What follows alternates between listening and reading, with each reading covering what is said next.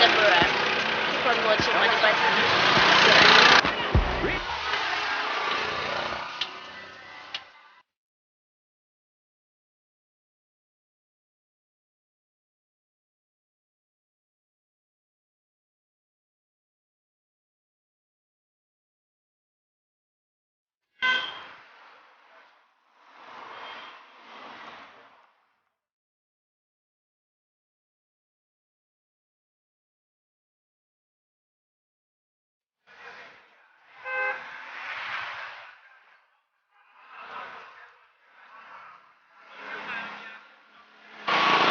Asante Achimahua from Hospital Junction left.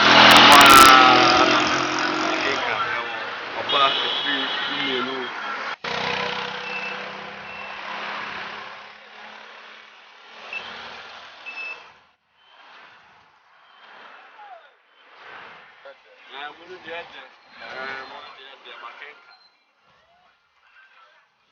Asante Achimahua Jina tu.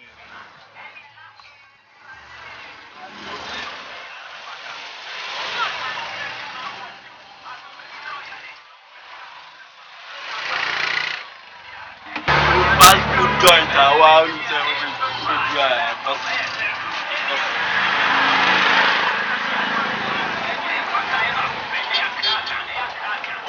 packaging. Now, we deliver more, so let me have a number.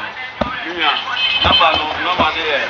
0550 0550 58 75 75 0550 58 75 35 and I said 0557 14 38 66.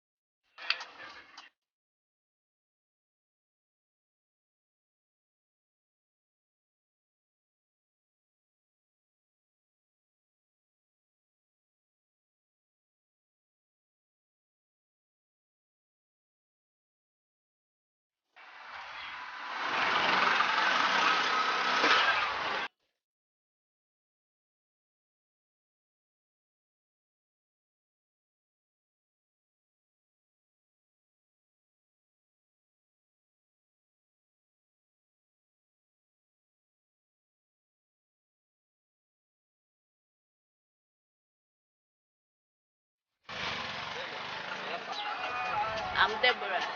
Keep on watching Madiba TV and subscribe.